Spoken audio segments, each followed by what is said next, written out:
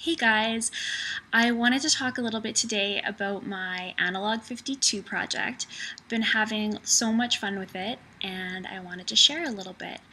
I've been asked a few questions about it, and the first question is what kind of camera exactly that I'm using. I'm using a Diana F Plus, not the Mini. It looks similar to the Mini because I don't have the flash mounted on my camera most of the time. I have taken it off, and so they do look similar. The big difference, aside from the size, is the type of film that they take. The Mini takes 35mm film, and the F Plus takes medium format film.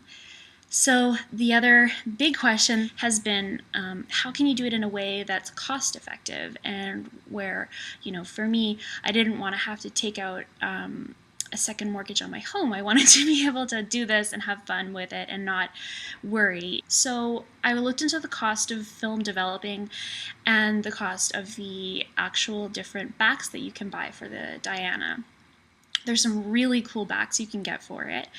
There's a 35mm back. There's actually an Instax back. Oh, I really wanted that one so badly, but the film for that is also quite expensive.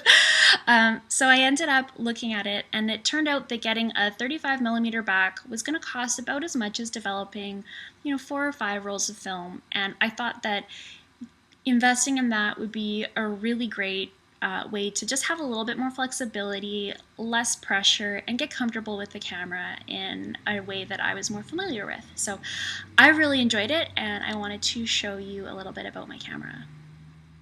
So I wanted to show you a little bit more about the 35mm back and how it makes the Diana easy to use, just so you can see it in case you're considering buying it. There's a really handy quick reference guide on the back so you can remember which frame size you're using and how you need to set it. On the bottom, this here lets you wind your film like you would on a normal camera. You can see that.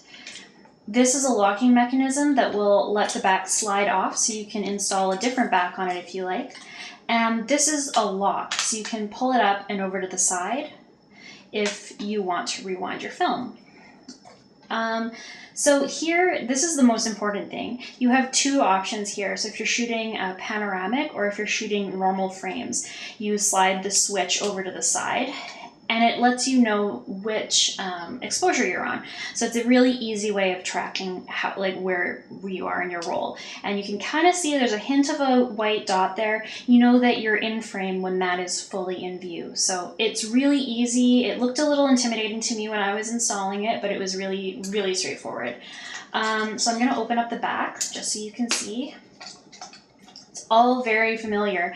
So it is a little, you've got the plastic toy look to it, but it's not intimidating at all. Like, you just put in your film, you drop it in right in here, and then you've got the notches where you'll catch it, and then just crank it around. And yeah, it's a really fabulous little back, especially if you're learning. I'd really recommend this. Before I go, I wanted to share a couple of tips that might help you if you're taking on a project like this yourself. The first is that if you have a 35mm back on your toy camera, then the 1-hour photo is your friend. You can take your film in and have your images transferred directly to CD. It usually costs under $5, which is so cost effective, and it's a really great way to get a quick overview and see if your film is all overexposed, if it's all underexposed. It gives you a chance to make mistakes, not be penalized for it, and to be able to make adjustments. The other thing is that once you're getting consistent results back and you're thinking that now maybe you would actually want to have some of your images printed, it's a great idea to make friends with a local film lab. You want to find some place that's not a big box store, that's local, first of all, because it's a great way of supporting your local businesses, and that's always great. The second reason, though, is that they have a totally different film developing process. They take a lot of care, it's much more careful, the color correction is done sort of frame by frame. So when even if you're still giving them 35mm film, you're going to get a much better result, and you'll be able to have your images really taken care of. And especially if you're going to be putting it on your wall or maybe selling the results on Etsy, it's a great way to make sure that you're getting the sort of best treatment that you can. Once you do graduate to medium format film, that'll also mean that you're more comfortable when you're going in, and you'll be able to ask questions, and you'll have a rapport with the people who work there already, which is helpful, I find. Sometimes it's intimidating to ask questions, especially if you don't really know what you should be asking. So research online a little bit helps, but also just don't be afraid to ask questions.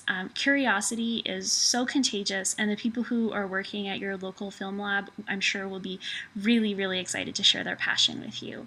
So thank you for watching this, and thank you for following along. See you later.